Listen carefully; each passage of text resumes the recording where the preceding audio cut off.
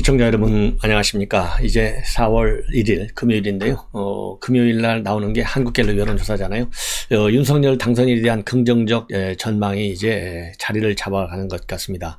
그래서 오늘 갤럽 여론조사를 보면요, 상당히 그래도 지난주에 비해서요, 뭐라 그럴까요, 잘 하지 못할 것이다, 잘못할 것이다 라는 응답 비율이 비교적 1% 정도 살짝 올라가긴 했지만은요, 앞으로 5년 동안 직무를 잘할 것이냐, 이러한 장기 전망에 대해서는 잘할 것이다가 55%, 잘못할 것이다가 41%예요. 그래서 지금 현재 14% 정도로 긍정 전망이 높습니다. 이거는요, 현재 문재인 대통령에 대한 긍정평가율이 40대 초반, 그리고 부정평가율이 50대 중반이잖아요. 그러니까 문재인 대통령하고 정반대의 여론 전망이 지금 나온 거예요. 그런 의미에서 상당한 의미가 있고, 그만큼 우리 국민들의 기대치가 크고, 왜 이렇게 잘할 것이다 라고 5년 동안 이렇게 보냐면, 그동안의 윤석열 당선인의 이러한 이 공약상, 이런 것들이 굉장히 실현 가능성 있는 공약이다. 그러니까 정치 홍보적인 측면만을 보는, 그렇게 이재명 같이 포퓰리즘에 입각한 정책이 아니라는 것, 즉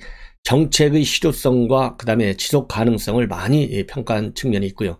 그 다음에는 윤석열 당선인 본인의 인간적인 측면, 자질적인 측면, 이런 측면에서 우리가 볼 때 본인이 약속했던 공정과 상식의 개념, 이게 5년 내내 짓밟혔잖아요. 그래서 이 공정과 상식을 바탕으로 해서 전문가들이 강요가 되고, 전문가들이 민간 합동위원회를 지금 처음으로 청와대에 설치한다는 것 아니겠습니까? 그렇다고 본다면 이 민간의 목소리, 상당히 프레시한 목소리들이 정책에 많이 반영될 가능성이 있다. 이러한 이 기대치가 높기 때문에, 즉 국정운영의 전반적인 틀이 바뀌는 거예요. 우선 청와대를 쓰지 않고 용산 집무실로 이전하지 않습니까? 그래서 이 소통 채널을 다양화시키겠다. 그리고 소통을 내실화시키겠다. 이런 의지가 굉장히 강하게 표출된 거거든요. 그러니까 제도를 통해서, 시스템을 통해서 국민과의 접점을 늘려나가는 거, 이것 자체가 어마어마한 국정 운영에 큰 변화가 아니겠습니까? 이런 점들 또 영향을 줬다. 그래서요, 이 긍정평가율이 14% 높다라고 하는 것은 5년 정부가, 5년 임기가 그만큼 우리 국민들에게 큰 기대감을 주고 있기 때문에, 그 기대감 못지않은 그야말로 열심히 일하는, 최선의 정책을 가지고 최선을 다해서 일하는 이러한 이제 분위기가 이제 정착이 되는 그런 방향으로 국정을 이끌어 가야 된다는 일종의 책임 의식을 보여주는 그런 의미도 있다고 봅니다. 그래서 상당히 좋은 것 같고요. 자, 그러면 이 긍정층, 이 국민의힘 지지층하고 민주당 지지층, 중도층에서 어떻게 나타났느냐 보니까, 국민의힘에서는요, 이 긍정 전망을 89%, 보수층은 78%, TK 지역에서는 66%, 굉장히 두드러지고 있어요. 잘못한다는 누구냐? 이 민주당 지지층이 76%, 진보층이 72%, 40대가 57%입니다. 그리고 중도층은 어떠냐? 중도층도 굉장히 높아요. 긍정적 전망이 54, 부정 전망이 40. 그래서요, 이 중도층에서도 이 긍정적인 전망이 14%나 높습니다. 자, 그런데 이 문재인 대통령 긍정평가는 42, 부정평가가 49입니다. 그런데 5년차 4분기 직무수행 긍정평균치가요, 그러니까 42%인데 과거 전직 대통령들에 비해서 월등히 높다, 이렇게 나오고 있는데, MB는 24%고요, 노무현은 27%, 이 박근혜 전 대통령은 탄핵소추한 이 가결 등의 이 평가가 중단되어 있다고 합니다. 그리고 정당 지지도는요, 국민의힘과 민주당이 36%로 똑같아요. 그리고 이번 여론조사에서 중요한 점은 바로 집값, 부동산 문제인데요. 향후 1년간의 집값에 대한 전망 35%가 오를 거다. 28%는 내린다. 29%는 변함이 없을 거다. 그래서 집값 상승 전망이 30%대로 낮아진 것, 이거는 2020년 6월 1주차 조사 이후 1년 10개월 만이라고 합니다. 그래서 새 정부 출범 후에 집값 안정화에 대한 기대나 관망 심리가 영향을 준 것이 아니겠느냐, 이렇게 보이고요. 본인 소유의 집이 있어야 한다는 응답은 79%, 그럴 필요가 없다, 이게 19%로 나와 있습니다. 그 다음에 하나는, 또 하나의 이런 새로운 변화가요, 윤석열 당선인이 지금까지 당선된 이후에 지금까지 보면 본인이 유세 중에 한 약속들은 거의 다 실행에 옮기고 있어요. 그 중에 하나가 정치적으로 민감한 것이 제주 4.3 희생자 추념식입니다. 그래서 이제 이번 주말에 74주년 추념식이 있는데, 이 추념식에 당선인이 그동안의 공약 약속을 한 대로 그대로 참석하기로 결정을 했다고 합니다. 자, 이거는 국민과의 약속. 그래서 자유민주주의 국가에서의 어떤 도리고 의무라고 생각한다. 이렇게 김은희의 대변인이 밝히고 있어요. 왜냐하면 대한민국은 자유민주주의 국가니까. 그래서 이유 여하를 막론하고 양민이 무고하게 희생이 됐고, 그래서 당선자는 희생자들의 넋을 누리고 추모하겠다라는 뜻이 굉장히 강하고요. 최근에 재선 후보 때 여기 추모식에 이 4.3 평화공원을 참배하고 나서요, 본인이 이제 정부를 맡게 되면 희생자 유족들에게 합당한 보상이 이루어지도록 최대한 노력하겠다. 이 약속을 했는데요. 이 약속 이행 차원에서도 가는 거 상당히 의미가 있다라고 보여집니다. 자, 그런데요, 윤석열 당선인이 바로 어제 초선 의원들 7명하고 만찬을 가진 걸로 지금 5찬을 가진 걸로 보도가 되고 있는데요. 여기에서 상당히 의미 있는 지시를 내렸어요. 왜냐하면 국민의힘들이 너무 지금 얌전하다네요. 그리고 민주당 의원들은 선거운동을 굉장히 잘하고 있다. 이 얘기는 이대로 너무 얌전하다는 얘기는 선거운동에 적극적이지 않고 좀 싸울 때는 싸우고, 뭐 윤석열 이 후보가 과거가 아니죠. 최근에 선거운동할 때 어퍼컷 세리머니, 이게 뭐 반드시 이기겠다는 강한 의지의 표현이지 않습니까?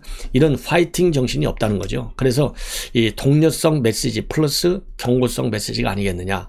더군다나 이 앞으로는 여당으로서 할 일이 굉장히 많은데 이렇게 해갖고 되겠느냐. 그리고 대통령 인직 인수의 활동이 끝나게 되면 공은 국회로 넘어간다.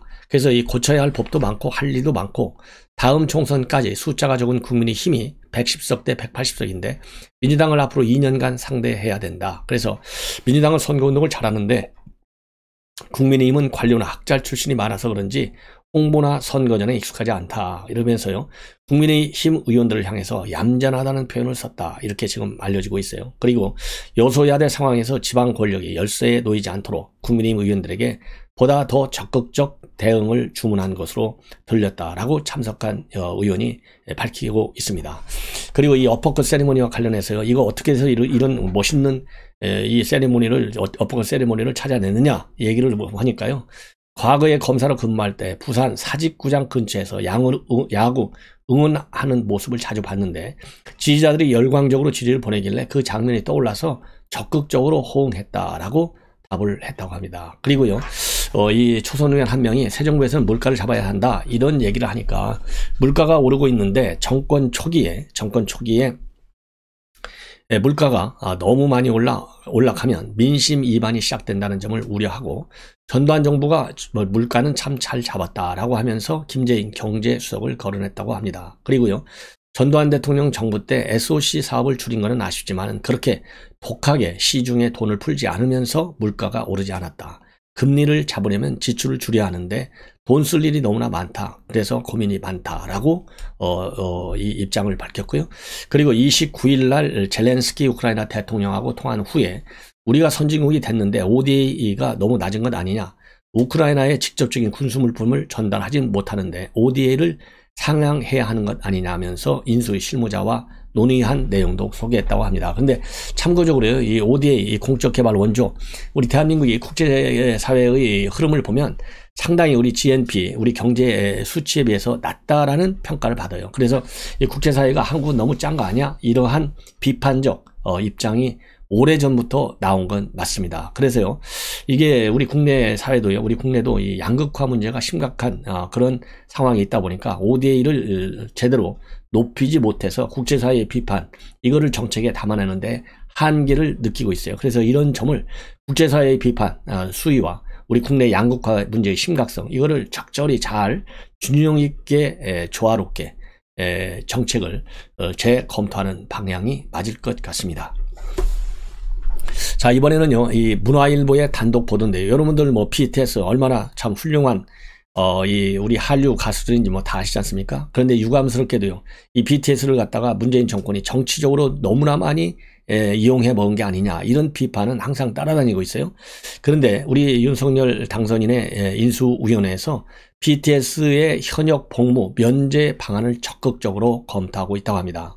그래서요, 이제 4월 2일 내일이죠, 안철수 위원장하고 이 관련 분과위에서 직접 이 기획사인 하이브, BTS 소속사인 하이브 본사를 방문해서요, 간담회를 가질 예정이고, 여기서 이 BTS사를 통해서 엔터테인먼트 산업을 어떻게 육성하는 게 좋겠느냐라고 하는 의견도 들을 예정이라고 합니다.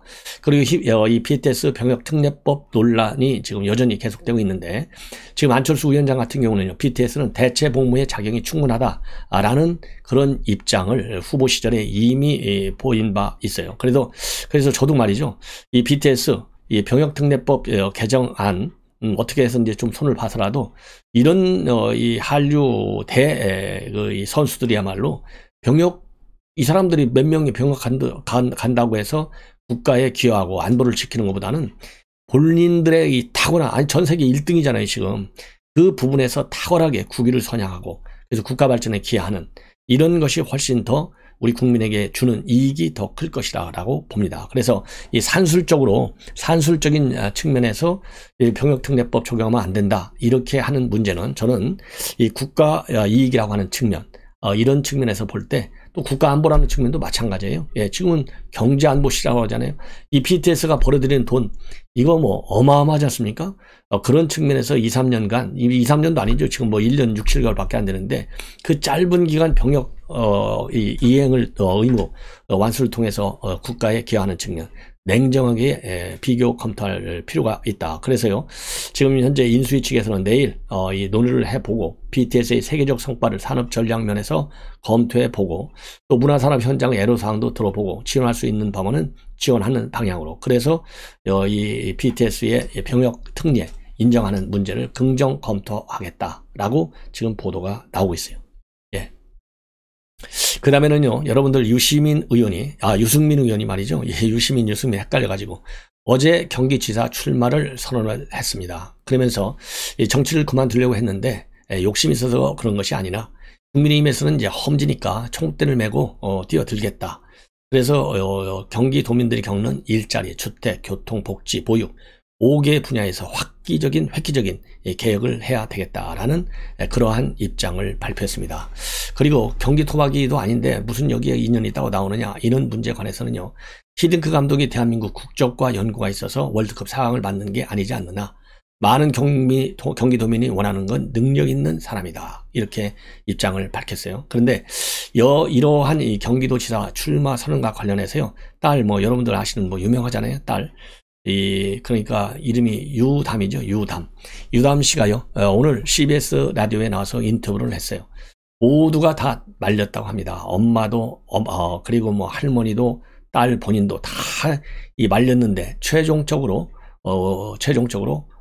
이제 출마를 선언하게 된 것이죠. 그래서, 이 딸이 방송에서 발표한 내용을 보면, 대선 직후 정치를 그만둘 생각을 확고하게 하고 있었고, 정치를 23년째 하고 있는데 사람이 물러날 때도 알아야 하니까 그런 생각을 했던 것이다. 그리고요, 특히 2017년도 대선에서 바른정당 후보로 출마했다가 떨어진 후에 우여곡절이 많았다. 이렇게 소개하면서요, 아빠 이제 좀 쉬고 자유롭게 다른 보람 일을 하면 안 되냐라고 만류했다. 그리고요, 워낙 옆에서 고생하는 걸 보니까 어머니, 형, 누나 다 말렸고 마지막 결정의 순간에는 가족들이 다 출마에 결국 동의했고 결심을 한 순간부터는 이제 도와주리라 라고 기대한다. 이런 입장을 밝혔어요. 그러니까요, 되게 엄마, 아들, 딸들은 아빠가 정치하는 걸 좋아하는 사람이 없어요. 그 얘기는 정치 풍토가 한마디로 깨끗하고 막지 못하고 그러다 보니까 국민들로부터 별로 존경도 못 받고, 그야말로 이해타산에만 얽혀있고 국가 발전의 기여보다는 개인의 발전을 더 우선시하고, 이러한 병리 심각한 현상을 이 대한민국 정치만큼 그야말로 뿌리 박힌 나라가 별로 많지 않은 것 같아요. 그러다 보니까 이 자나라는 이 젊은 자녀 세대에서는 대부분 반대하는데, 이 유승민 의원의 경우에도 마찬가지인 것 같습니다. 그래서 유담 씨의 이런 언론 인터뷰 내용을 보면 상당히 의미심장하다. 그래서 조금 전에도 윤석열 당선인에 대한 여론조사 결과 말씀을 드렸는데요. 40대에서 부정평가가 높지 않습니까? 그런 것처럼 우리가 이 젊은 세대 20대, 30대, 40대 특별히 우리 국민의힘 그리고 현장에서 배지 달고 일하는 국회의원들, 이 바람직한 모범이 되는 여러 가지 측면에서, 더군다나 윤석열 당선인도 너무 얌전하다고 했잖아요. 싸울 때는 싸우고 협치할 때는 협치하고, 싸움도 협치의 한 수단이 될 수 있는 거예요. 그래서 제대로 멋진 정치를 좀 해서 우리 국민들, 특히 젊은 사람들이 이런 정치인들은 믿어도 되겠구나 라는 신뢰감이 생길 수 있도록 각별히 노력을 해야 할 시점이 아니겠느냐라고 생각이 듭니다. 자, 그리고 이 박순희가 열받았어요. 요즘 뭐 박순희는 매일같이 열받아요. 방송에 하루에 몇 차례씩 나오면 이거 문제가 많은 거예요. 오늘 또 TBS 김어준 뉴스공장, MBC 김종배 시선집중 연이어 잇따라서 출연했어요. 하여튼 박수현이가요, 청와대 자리 지키지 않고 밖으로 언론사 뛰어다닌다 그러면 심각한 거예요. 그래서 오늘 지금 입장문 내놓은 것을 보면 우선 옷값, 그 다음에 대우조선 해양 사장 인사 문제, 그 다음에 집값 하는 거에 대한 의문점, 그 다음에 김정숙 여사 11억 빌린 거, 이런 것들이 아주 핫 이슈가 되어 있지 않습니까? 이러니까 이거 불 끄기 바쁜데 청와대가요, 진실을 바탕으로 해서 사실을 제대로 정확하게 일거에 해소하지 않는 한 이 박수현 입을 우리 국민들이 미안하지만 아무도 안 믿어요. 옛날 박수현이 지금은 아니에요. 지금은 박수현은 문재인 대통령의 붕어빵으로 딱 믿고 있기 때문에 국민들이 전혀 안 믿어. 예, 그래서 언론 활동을 자제하고 대통령을 똑바로 잘 모셔라. 예, 사실대로 국민에게 고하라. 이렇게 주장을 하고 싶어요. 거꾸로 박수현은 뭐라고 얘기했느냐. 이런 옷값 등등등 도를 넘었다. 엄정 대응할 것이다. 그리고 대우조선 인사 문제, 알박기 논란, 모욕을 당한 기분이다. 인수위가 사과하라. 결자 해제하라. 이거 지금 싸움을 부지르고 있어요. 아니 5월 9일 날 떠날 사람이 지금 5년간 국정을 망쳐놓고 심판을 받은 정권이 이렇게 지금요 인수위에다가 사과하라. 도를 넘었다. 이 얘기는요 국민을 대상으로 한 선전포고 행위예요. 여러분들 갑자기 열받지 않아요? 저도 열받아요. 이런 이 몰염치한 청와대. 야, 이거 6월 1일 선거에서요 제대로 심판을 해야 될 것 같아요. TBS에서 뭐라고 했느냐. 국민의 알 권리라는 측면에서 신중히 해야 한다고 생각하지만 지난 며칠간 도를 넘었다. 예. 그리고 법적 대응을 구체적으로 말씀드리지 않겠지만 엄중하게 대응한다. 이거 뭐 법 주는 거예요? 공갈 정치하는 거예요? 공포정치. 공갈이 아니라 공포정치. 그리고 디자이너 딸이 청와대에 채용됐다는 보도? 해도 너무한다는 생각이 드는 게 청와대는 이런 계약직 행정요원급 직원이 너무 많다. 행사나 의전 실무를 담당하는 계약직 행정요원이다. 문재인 정부뿐 아니라 어느 청와대도 다 그렇게 할 수밖에 없고 이것이 왜 특별한 일이라고 그렇게 주목봐야 하는지 동의하지 않는다. 문제의 심각성을 몰라요. 아니 계약직 행정직원이 많은 거 모르는 사람이 누가 있어요. 계약직 행정직원 1000명, 10,000명 그걸 문제시 잡는 게 아니라 이해관계의 당사자의 딸을 청와대 이 문제가 많은 김정수 여사의 옷을 담당하는, 근데 그 디자이너 딸이 왔다. 이거 정확한 이해충돌 아닙니까? 한 명이라도 이런 이해충돌이 있다. 이거는 부패의 소지가 있잖아요. 그래서 국민들이 열받는 건데 계약직원이 옛날에도 다 많았다. 행정직원 많았다. 이러니까요. 문제의 본질을 지금 호도하고 있는 거예요. 그러니까 우리 국민들이 열받는 거죠. 저도 갑자기 지금 열받아요. 얘기하다 보니까. 그리고 대우조선 인사 논란 정말 깜짝 놀랐다. 브리핑 인수위 근거는 의심이다. 그리고 결론은 문재인 정부의 알박기 인사 비상식 몰염치다. 어떻게 의심을 가지고 이렇게 규정할 수 있냐. 인수위 측에 사과를 요구하고 모욕을 당한 기분이다. 이런 인터뷰 내용을 하고 있어요. TBS에서. 참 뻔뻔하죠. MBC에서는요.